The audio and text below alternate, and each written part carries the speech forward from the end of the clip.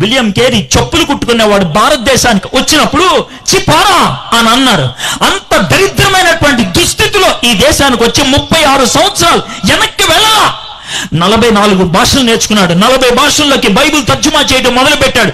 28 భాషల్లో కొత్త నిబంధన, 17 భాషల్లో పూర్తి బైబిల్ తర్జుమా చేసి నీ చేతుల్లో ఉన్న ఈ తెలుగు బైబిల్ పెట్టింది ఆయనే.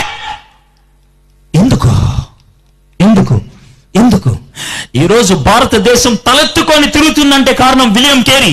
రైలు బండి ఎక్కింది భారతదేశం విలియం కేరీ కారణంగా. పెన్ను పట్టుకొని రాయటం మొదలు పెట్టింది భారతదేశం విలియం కేరీ కారణంగా. భారతదేశం న్యూస్ పేపర్ చదవడం మొదలు పెట్టింది విలియం కేరీ కారణంగా. ఇంతమంది ఆడవాళ్ళు ఇక్కడ కూర్చొని బైబిల్ తీసి చదవగలుగుతున్నారంటే విలియం కేరీ ఆడవాళ్ళకి స్కూల్స్, కాలేజెస్ తెరవడం బట్టి సాధ్యమైంది. మీ తాత చచ్చిపోయిన తర్వాత కూడా మీ నానమ్మ, అమ్మమ్మ బతుకుందంటే కారణం సతి అనే దాన్ని విలియం కేరీ అంతమొందించడం బట్టి. నవభారత నిర్మాత విలియం కేరీ.